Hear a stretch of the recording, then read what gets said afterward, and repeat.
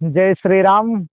इस समय हम चित्रकूट जनपद के महर्षि वाल्मीकि आश्रम में हैं और हमारे साथ एक ऐसे सर चर्चित संत हैं जो अपने नाम अपने काम से जाने जाते हैं। जैसे भी उत्तर प्रदेश के मुख्यमंत्री योगी आदित्यनाथ जी आए थे और उन्होंने अपने मंच से कहा था, यथा नाम तथा काम।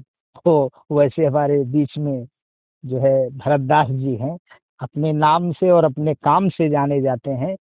और इन्होंने अपने पूरे जीवन को महर्षि वाल्मीकि जी के सेवा में और यहाँ की जो जो यहाँ के लोग हैं और उनकी जो व्यवस्थाएं यहाँ की हैं उसमें इन्होंने अपना पूरा समय दिया है। और अभी बीच में काफ़ी तमाम प्रकार की झंझावात, ये कहा जाता है कि अगर आप अच्छे काम करने के लिए निकलते हैं तो तमाम बाधाएं उत्पन्न होती हैं रास्ते में। जैसे राम जी भी निकले थे तो तमाम जो है कहा जाता है कि जंगलों में जो है तमाम प्रकार की जो है उनको बाधाएं भी झेलने को मिली हैं। तो ये जो लंबा समय आपका इसके पहले का जो रहा है और अभी जो आपको एक साल के अंतराल में जो देखने को मिल रहा है, क्या लगता है कि ये तपस्या के बाद ये बाधाएं उत्पन्न इस तरह की हो रही हैं, सामने आ रही हैं? क्या कभी कुछ मन में इस तरह के भाव रहे होंगे कि ऐसा कुछ होने वाला है? मैं तो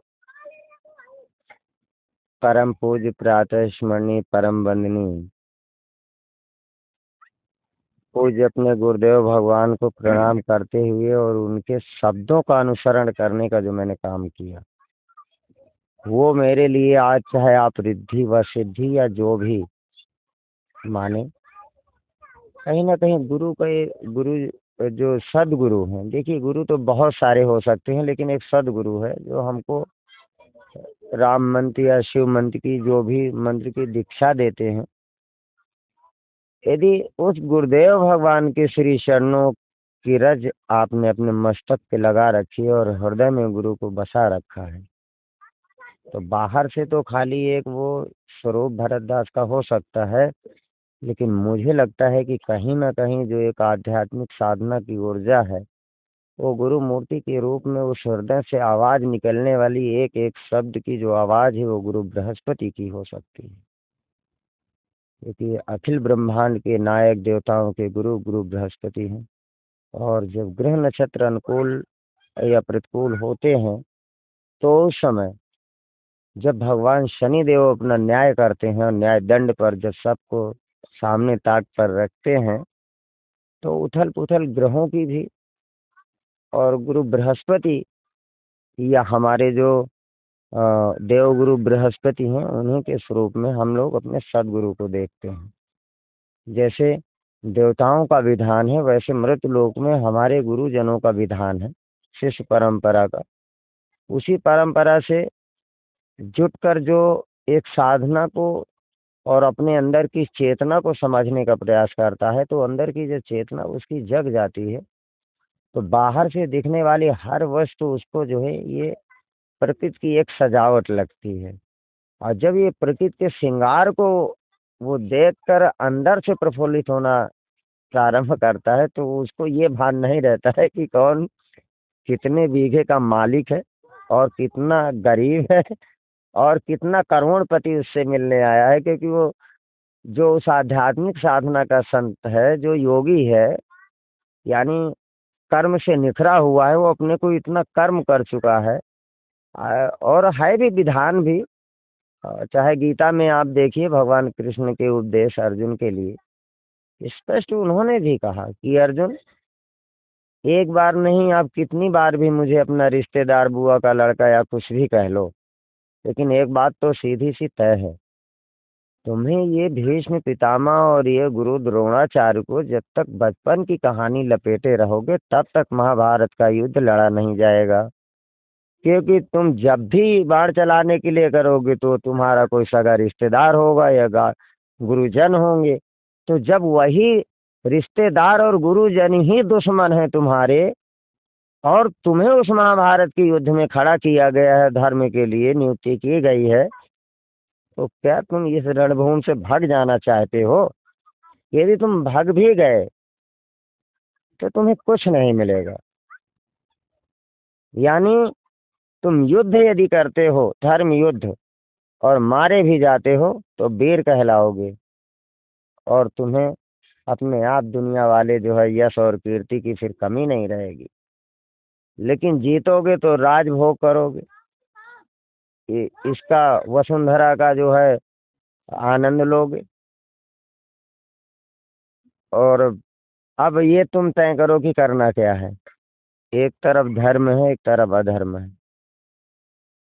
तुम्हें अपने जन्मों का ज्ञान नहीं है, और मैं दिव्य हूँ। इसके लिए मैं जन्म नहीं लेता हूँ, मैं प्रकट होता हूँ धर्म की स्थापना के लिए। और धर्म की स्थापना के लिए जब मैं प्रकट होता हूँ तो सिर्फ खाली उसकी स्थापना करके और किसी को माध्यम बना के चला जाता हूँ। दुनिया उसी को पूजती है मेरे स्वरूप। मैं स्वयं तो सब जगह पूज ही रहा हूँ। ईश्वर अंश जीव अविनाशी और चेतन अमल सहज सुख। सभी तो ईश्वर का अंश है, अलग तो है नहीं। जो आप है वही मैं हूँ। फर्क ये है कि आप एक ऐसे चैनल के पत्रकार हैं कि चाहे वो मेरी नाम राशि हो, मेरा नाम भरत है, इसके लिए मेरी धनु राशि बनती है। धनु राशि में से मैं गुरु बृहस्पति का जातक हूँ। इसके लिए कोई भी राशि का व्यक्ति मेरे सामने युद्ध नहीं कर सकता। हो सकता है कि ये मेरे कई जन्मों की तपस्या हो। इसके पहले सतयुग त्रेता के पहले कभी आज के महर्षि वाल्मीकि जी के गद्दी पे आसीन होने वाला कोई संत इतिहास में लिखा पढ़ा नहीं है।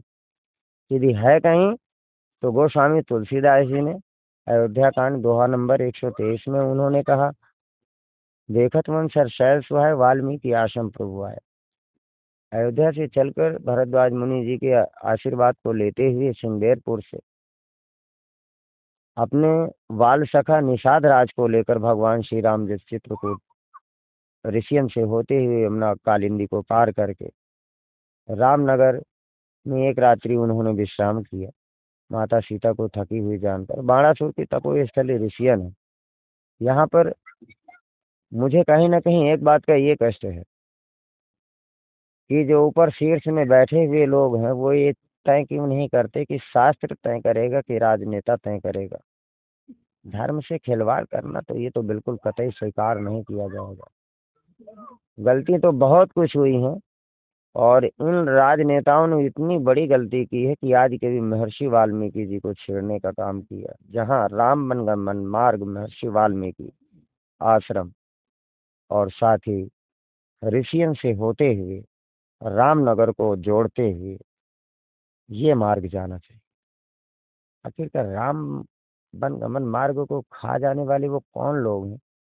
क्या वो कांग्रेस पार्टी व सपा की मानसिकता से पले हुए लोग हैं जो ऐसा कुठारा आघात ऐसे, जहाँ पर 100 वर्ष इस कलयुग में सतयुग राज्य करने वाला है, इसी कलयुग में 100 वर्ष सतयुग राज्य करने वाला है, जिस राम राज्य की कल्पना के लिए हम साधु संत स्वागत करने के लिए हर आश्रमों को सजाने के लिए धरती लोक में आए।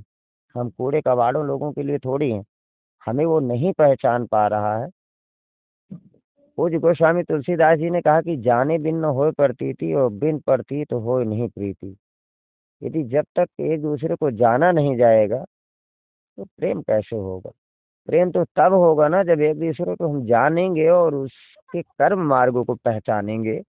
जब आप देखेंगे कि धरती लोक में कोई और क्या ऐसा कार्य है कि जहाँ पर गुलामी ना करना पड़े, बस लक्ष्य यहाँ है। यदि गुलामी के मार्ग देखने हैं तो जगह जगह गुलामी के लिए स्वागत है, कहीं भी जाके आप फिट हो सकते हैं। लेकिन ईश्वर के बनाए हुए तो हम आप सभी बालक हैं। सब पे वही शक्ति है, वही साधना है। लेकिन मार्ग कौन सा, कौन चल रहा है, ये देखना जरूरी है। मेरा योग मार्ग है, और योग मार्ग की साधना को मैंने कई वर्षों तक लगातार यहाँ पर किया भी है। कई वर्षों तक किया भी है। और मुझे लगता है कि ये योग साधना का वो प्रभाव है जो हिमालय और कन्याकुमारी से लेकर स्वामी विवेकानंद जी के ध्यान स्थल में भी मैंने कन्याकुमारी में करीबन 6 माह तक साधना की है। उसके बाद केदारनाथ में भी मैंने जाकर गरुड़ चट्टी में भी वहाँ पर 1 माह तक रह के साधना की। फिर चारों धामों में 1-1 माह तक मैंने वहाँ साधना की, चाहे वसुधारा रही हो, चाहे बद्रीनाथ जी रहे हो, चाहे भीमशिला रही हो, चाहे पर वो सप्तऋषि वो सरस्वती गंगा रही हो। सरस्वती गंगा का तो जल भी स्पर्श करना मनुष्य के लिए दुर्लभ है, लेकिन हमने वहाँ जहाँ स्नान किया हो माँ सरस्वती के उस जल पर जिसका पान किया हो, ऐसी दुर्लभ जगह पर जाकर उस हिमालय की दुर्लभ ऊबड़ खाबड़ रास्ते, जंगल पहाड़ और बर्फीले रास्तों पे नंगे पैर, तो जब हम कल्पना करते हैं कि हमारे तो दाढ़ी मूछ उस समय भी नहीं आए थे जब हम जंगलों में और पहाड़ों में भटके, तो हमको कौन भटका रहा था। ये भी तो वही है ना। भगवान कृष्ण कहते हैं मेरे बगैर इच्छा के कोई पत्ता नहीं हिलता। तो आप इसको स्वीकार करिए कि भरत दास यहाँ पर अपनी इच्छा नहीं, इस जन्म में ये शरीर रूप में जो आई हुई एक ऐसी आत्मा है जो सबको भी अपनाने का हौसला रखती है।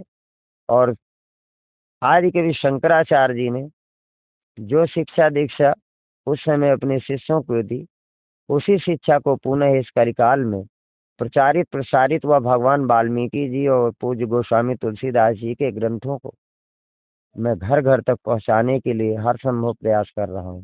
अब नई ऊर्जा का संचार जहां योगी जी के वाणी से हुआ है, तो वहां कहीं ना कहीं भरतदास को भी देखा जा रहा है। इसके लिए क्योंकि भरतदास बोलता बहुत खर बातें हैं। लोग कहते हैं आप महाराज इतना स्पष्ट कह देते हैं। नहीं, कई बार हमने ये देखा है कि आपके कई रूप होते हैं। कहीं आप उग्र होते हैं, कहीं आपका प्रेम होता है, जी। मतलब कई रूप आपके देखने को मिलते हैं। क्या है आखिर इसके पीछे का राज? हर रूपों में क्या कुछ नया होता है? भाव क्या होता है इसका? जी। ए बेटा इधर आओ तुम। खग जाने खगही की भाषा, खग जाने खगही की भाषा, अब तक उमा गुप्त करी राखा। खग जाने खगही की भाषा, अब तक उमा गुप्त करी राखा।